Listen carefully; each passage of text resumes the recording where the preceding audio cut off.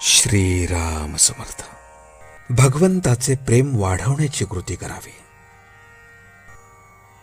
जगात देवाणघेवाण हा नियमच आहे. लाकडाचे 2 तुकडे जोडायचे असतील तर प्रत्येकाचा थोडा थोडा भाग तासून नंतर एकमेकात बसवतात आणि मग उत्तम रीतीने सांधा बसतो. त्याप्रमाणे प्रत्येक माणसाने आपापले दोष जर थोडे थोडे तासून टाकले तर परस्पर प्रेमाचा सांधा खात्रीने उत्तम बसेल. याकरता विचाराने आणि काळजीने वागणे जरूर आहे. घरामध्ये काय किंवा बाहेर काय, प्रेमाचा धाक असावा, भीतीचा धाक असू नये. जसे आई आणि मुलांचे प्रेम असते तसे भगवंताचे प्रेम लावावे आणि त्याप्रमाणे आपण वर्तन ठेवावे. असा नियम आहे की ज्याला आतबाहेर भगवंताचे प्रेम आले तो भजनामध्ये नाचत असताना त्याचा स्पर्श दुसऱ्याला झाला की तोही भगवंताच्या प्रेमाने नाचू लागतो. भगवंताचे प्रेम हे एक मोठे वेड आहे. ते ज्याला लाभेल तो भाग्याचा खरा. एक भगवंताचे प्रेम लागले की वाणीमध्ये सर्व चांगले गुण येतात. पुस्तके वाचून किंवा नुसत्या बुद्धीने जगाची अशाश्वतता केव्हाही कळणार नाही. भगवंताचे प्रेम वाढले की ती आपोआप कळू लागते. एखाद्या माणसाचे तोंड आल्यावर पोटामध्ये भूक असून सुद्धा त्याला खाता येत नाही किंवा अन्नाला चव लागत नाही. त्याचप्रमाणे आतमध्ये भगवंताचे प्रेम असून सुद्धा आपण बाहेर प्रपंचामध्ये आसक्त असल्यामुळे भगवंताच्या नामाची गोडी वाटत नाही.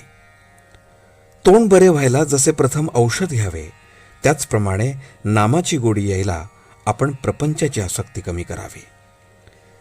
ही प्रपंचाची आसक्ती सोडणे किंवा कमी करणे हे फार कठीण काम आहे. त्याकरता भगवंताबद्दल आपलेपणा, अनुसंधान आणि सत्संग हे 3 उपाय आहेत.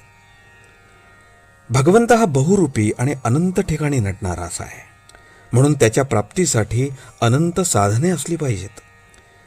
ज्याच्या त्याच्या मनोरचनेप्रमाणे जो तो आपले साधन करील, पण या सर्व साधनांच्या मध्ये भगवंताचे प्रेम हे सर्वसामान्य असलेच पाहिजे. भगवंताचे प्रेम हे कोणत्याही साधनाचा प्राण आहे. ते प्रेम मागण्यासाठी रोज भगवंताची प्रार्थना करावी. ज्याला भगवंताचे प्रेम येईल तो सृष्टीकडे कौतुकाने पाहिल. खरोखर भगवंताचे प्रेम एकदा चिकटले की त्याच्या आड दुसरे काहीही येऊ शकत नाही. भगवंताच्या नामाला नीती हे पथ्य आहे.